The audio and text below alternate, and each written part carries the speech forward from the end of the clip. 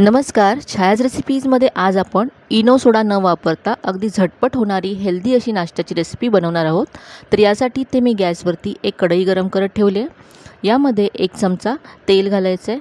तेल गरम झाल्यानंतर यामध्ये मी अर्धा चमचा मोहरी घातली आणि यानंतर अर्धा चमचा इथे मी जिरं घातलं आहे. जिरं छान तडतडलं की यामध्ये अर्धा चमचा उडदाची डाळ घालायची आहे. यानंतर अर्धा चमचा चण्याची डाळ घालायची आहे. इथे आता मी बारीक चिरलेला कढीपत्ता घातला आहे. आता हे सगळं आपण परतून घेऊया. डाळींचा किंचित रंग बदलेपर्यंत परतून घ्यायच्यात. तर अगदी 2 मिनिटांमध्ये डाळींचा मस्त सुगंध सुटला आहे. आता यामध्ये बारीक चिरलेली हिरवी मिरची घातली आणि यानंतर मी पाव चमचा हिंग घातला. हे सगळं परतून घेतलं आहे.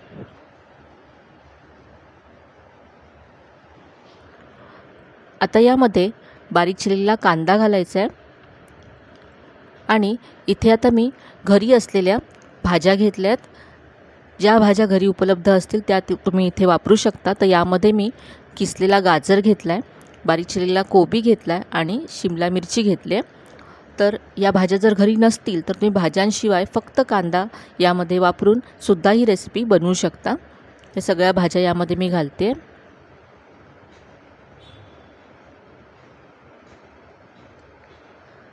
या भाज्या आता आपल्याला परतून घ्यायच्या आहेत. तर इथे आपल्याला या भाज्या जास्त शिजवायच्या नाही आहेत, फक्त थोड्याशा सॉफ्ट करून घ्यायच्या आहेत.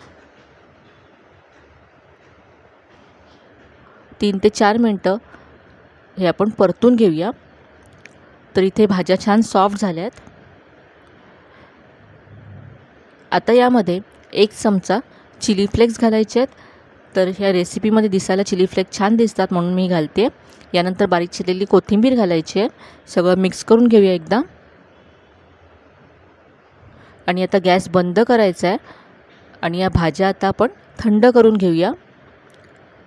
तर हे मिश्रण थंड होतं आहे तोपर्यंत इथे दुसऱ्या बाउलमध्ये 1 कप मी गव्हाचं पीठ घेतलं आहे. यामध्ये पाव कप तांदळाचं पीठ घालायचं आहे.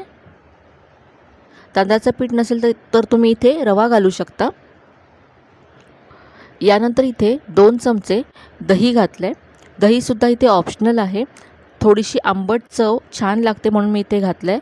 याऐवजी तुम्ही आमचूर पावडरसुद्धा घालू शकता किंवा लिंबाचा रससुद्धा घालू शकता. 1 चमचा लिंबाचा रस इथे घातला तरी चालेल. आता हे आधी मिक्स करून घेऊया आणि नंतर यामध्ये पाणी घालू. तर इथे आता मी 1 कप पाणी घेतलं आहे. सुरुवातीला थोडं थोडं घालत हे मिक्स करत जायचं आहे. तर एकत्र मला किती पाणी लागलं हे मी तुम्हाला शेवटी सांगते. तर यामध्ये मी 1 कप पाणी घातलं. सगळं आपण मिक्स करूया आणि इथे आता आणखी 1 कप पाणी घेतलं आहे. यातल्या सगळ्या गुठळ्या काढून टाकायच्या आहेत. तर इथे पहा मला पूर्ण 2 कप पाणी लागलं आणि हे असं पीठ तयार झालं आहे. अगदी स्मूथ असं पीठ मी तयार करून घेतलं आहे. सगळ्या गुठळ्या काढून टाकल्यात. आता ज्या भाज्या आपण परतून ठेवल्या होत्या त्या यामध्ये घालायच्या आहेत. खूपच मस्त अशी रेसिपी आहे. अगदी झटपट तुम्ही बनवू शकता नाश्त्यासाठी.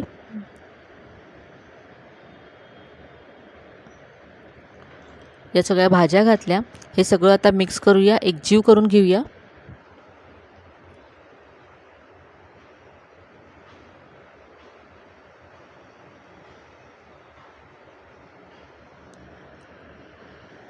हे सगळं छान मिक्स झालं आहे. आता यामध्ये आपण अजूनपर्यंत मीठ घातलेलं नाही आहे. तर इथे आता मी चवीप्रमाणे मीठ घालते. 1 छोटा चमचा इतकं मीठ यामध्ये मी घातलं आहे. मीठसुद्धा मिक्स करून घेऊया.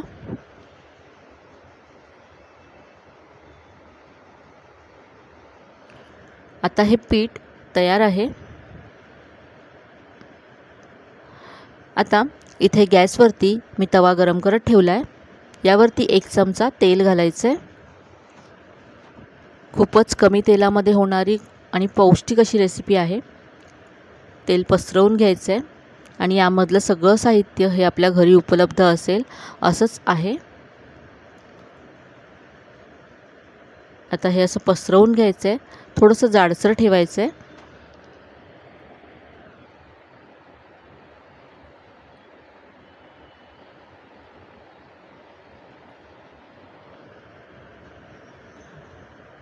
यापेक्षा छोट्या आकाराचे केले तर तुम्ही एका वेळेस 3-4 सुद्धा तव्यावरती बनवू शकता. एका बाजूने भाजल्यानंतर आपण उलटून घेऊया. पाहू शकता किती मस्त रंग आला आहे. आता दुसऱ्या बाजूने सुद्धा आपण हे भाजून घेऊया.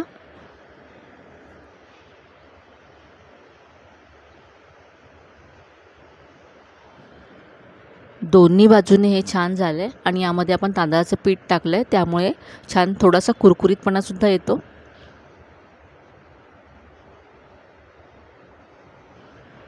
असं हे प्रेस करून छान खरपूस भाजून घ्यायचं आहे.